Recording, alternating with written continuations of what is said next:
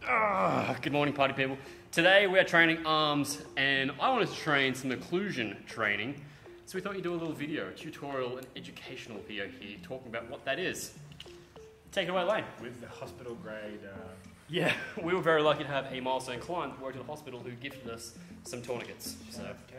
Okay, so occlusion training or blood flow restriction training, as you've probably heard it called, is about exactly that, restricting blood flow to a muscle group while you train. You probably think that's a bit insane. Sounds kind of crazy, doesn't it? It feels kind of crazy. However, this style of training, it's in no way a substitute for regular heavy lifting stuff. However, you can get similar results with blood flow restriction training as you can to regular just heavy lifting. And there's 2 or 3 pretty critical times that you can use it in your training, which is what gives it a firm advantage over heavy load training in those moments. So, option number 1, when we're going to use this, is if we're recovering from an injury. So, say Nate has some elbow problems, which he does. This kind of training is going to allow him to use 20 to 30% of his regular 1RM and still get similar results, whilst being much kinder to the joints due to that lack of weight that you're using. So I'm using 8 kilos right now for curls, when I would normally use upwards of 15, 16 kilos. Yep, so that's going to still create the same effect. It still should hurt and burn and have the same pump as regular lifting.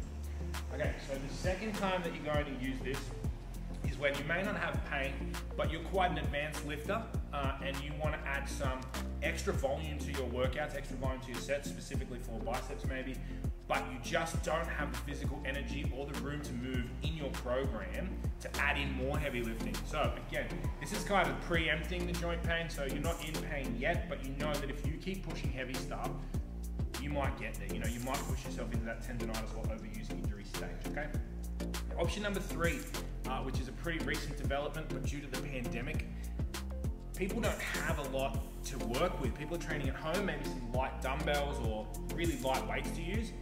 So this blood flow restriction training can give you that same level of results when you don't quite have the weight there. Because as we said, you only need 20 to 30% of your regular 1RM. How's that feel, mate?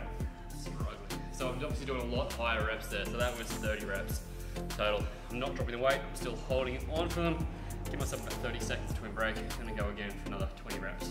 Yeah, so you've got a couple of options here with your set and rep schemes. A really popular one is to start with 30 and then go into 15s, burning it out on the last set. That's going to accumulate a fair bit of volume through the sets. Alternatively, you can just go straight 20s, but in that 20 to 30 rep range is best. You can leave them on like Nate is. If you're starting out with this kind of training, I would recommend taking them off after the set, but you really want to reduce your rest period. Okay, bring it right on down to that 30 to 45 second range. Keep the blood pooling and get the most out of this workout. So again, not a substitution for heavy lifting, but a really cool tool to work around injuries, add some extra volume to your training without hammering your joints. Or if you're at home training during this pandemic, you don't have heaps of kit, this blood flow restriction training can really mimic the same effects of that heavier load training. What can they use if they don't have tourniquets like this? Try and invest in some blood flow bands, but anything that you can kind of tie off.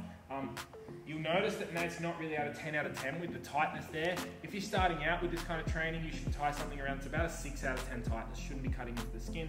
If you are more advanced with this kind of stuff, 7 out of 10, 8 out of 10, but don't ever really exceed that. We don't want to completely cut off the blood flow, we're just looking to restrict it to get that hypertrophic response.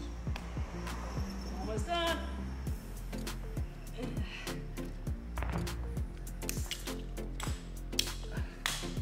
So you notice there's a little bit of discoloration. Nate's quite an advanced lifter. He's used this technique before, so I'm pretty comfortable with that happening. If you are a beginner, again, please take them off, rest for 45, 30 seconds.